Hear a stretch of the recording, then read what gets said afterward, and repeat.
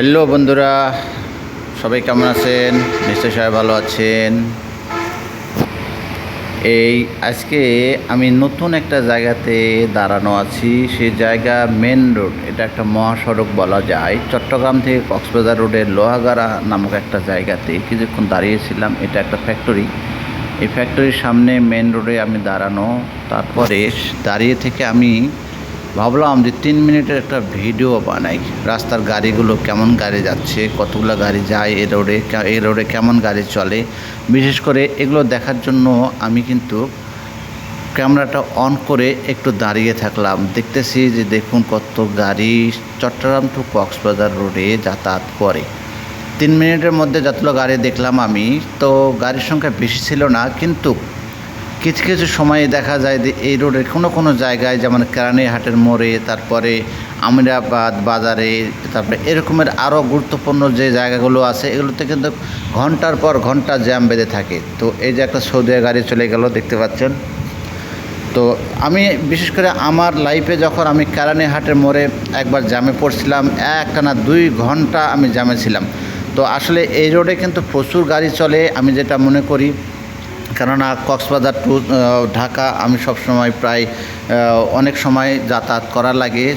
ঢাকা থেকে লোহাগাড়াতে কক্সবাজার থেকে চট্টগ্রাম প্রায় সবসময় আমি যাতায়াত করি। এতে আমার যতখানি অভিজ্ঞতা, আমি একজন ড্রাইভার হিসেবে অভিজ্ঞতাতে আমি বলতে পারি যে এই রোডে কিন্তু প্রচুর গাড়ি চলে, কিন্তু রাস্তাটা কিন্তু খুবই সংকীর্ণ।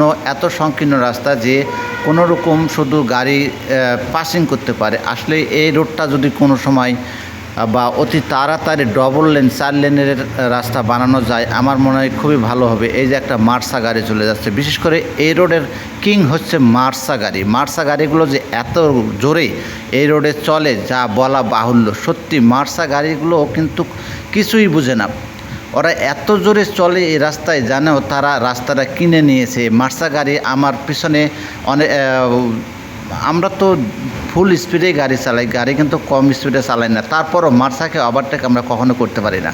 আমরা এত কোটি কোটি টাকা দামের গাড়ি, তারপরেও কিন্তু মার্সাকে ওভারটেক করা খুব কষ্ট হয়ে যায়। তো এই মার্সা এই রোডের একদম কিং। এই মার্সার জন্য কিন্তু রাস্তা অনেক সময় দখল হয়ে থাকে। বিশেষ করে কেরানীহাটে যখন জ্যাম বেঁধে যায়, তখন কিন্তু দেখা যায় সব মার্সাগুলো ডান দিক দিয়ে ঢুকে যায়। আমি মার্সাকে বেশি দোষ দিব, কেননা চট্টগ্রাম টু কক্সবাজার এই রাস্তাটা কিন্তু মার্সার দখলে।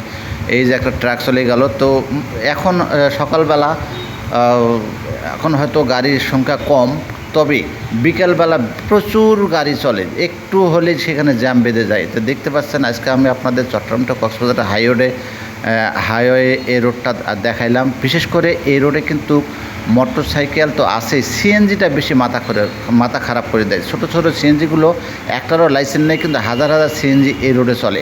এই সিএনজিগুলোর জন্য কিন্তু বড় বড় গাড়ি, যেগুলো বাস, মার্সার মতো বাস, সদিয়া, তারপরে যেহেতু পর্যটন এলাকা একটা কক্সবাজার, এখানে কিন্তু বড় বড় অনেক দামি দামি সিল্কি গাড়িগুলো আসে, যে গাড়িগুলো কিন্তু এই সিএনজিগুলোর এই যে একটা ইগল চলে গেল, সিএনজিগুলোর কারণে কিন্তু তারা অনেক বাধাপ্রাপ্ত হয়। তো এই রোডে সিএনজি উঠে দিয়ে ডবল লেন 4 লেনের জন্য আবেদন করছি। আসসালামু আলাইকুম।